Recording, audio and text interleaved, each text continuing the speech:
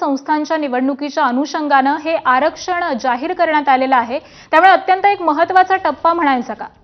नक्की आकांक्षा, पाहायला गेलं तर 2.5 वर्षापासून यावर अनेक वादविवाद पाहायला मिळाले की ह्या ज्या निवडणुका होऊ घातलेल्या होत्या यामध्ये कुठेतरी राज्य सरकारनं हस्तक्षेप केलेला नव्हता.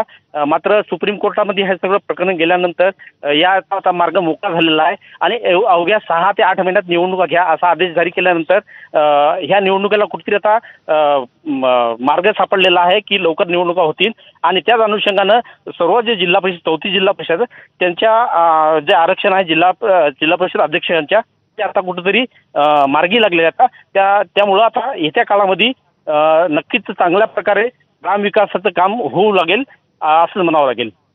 अगदी मनोज, तुम्ही आमच्या सोबत असेच राहा. आपले प्रतिनिधी अभिषेक मुठाळ हे सुद्धा आपल्या सोबत आहेत. अभिषेक, जिल्हा परिषदेच्या निवडणुकीच्या अनुषंगाने एक महत्त्वाचं पाऊल पडलेलं आहे. अध्यक्षपदाचं आरक्षण हे जाहीर करण्यात आलंय.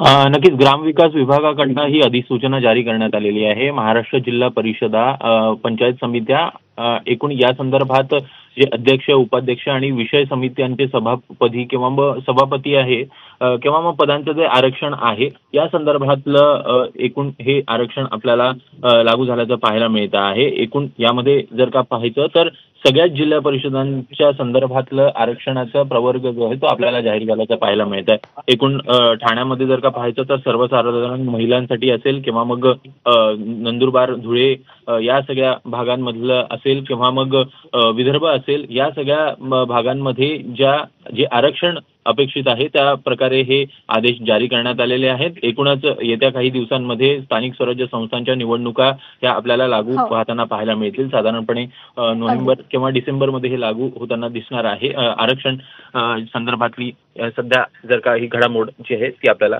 पाहायला मिळते. नक्कीच, त्यामुळे आरक्षणासंदर्भातली आणि स्थानिक स्वराज्य संस्थांच्या निवडणुकीच्या अनुषंगाने ही अत्यंत महत्त्वाची अशी घडामोड म्हणावी लागेल. धन्यवाद अभिषेक आणि मनोज जयस्वाल यांचेही.